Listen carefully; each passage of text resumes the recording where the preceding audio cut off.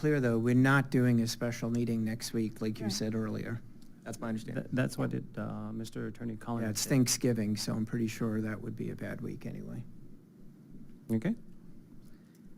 All right.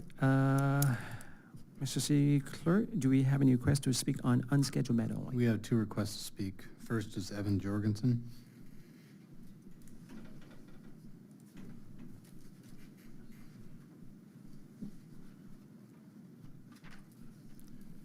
Good evening, City Council.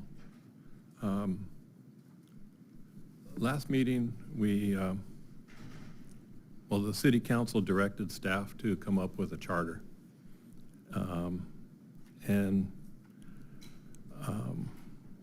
As discussed in all the meetings in the presentation that we saw, there was a time period for you to solicit input from either an ad hoc committee or an advisory group.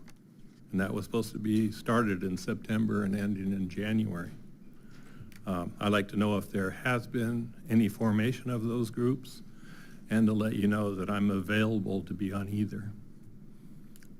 And next, he just agreed to raise the rent on the Boys and Girls Club of Huntington Valley. I think it's time you look at the transient occupancy tax on hotels and raise the tax there. That is not a tax on the citizens of Fountain Valley, but it's a tax on the visitors to Fountain Valley. And I'd like to thank Kim for clarifying what that last discussion was about. Thank you.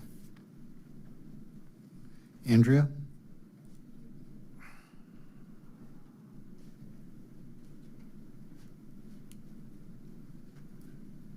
I just paying attention to national politics, and one thought as we were discussing the Boys and Girls Club and all that, and how that helps people go to work with the daycare that's provided and stuff.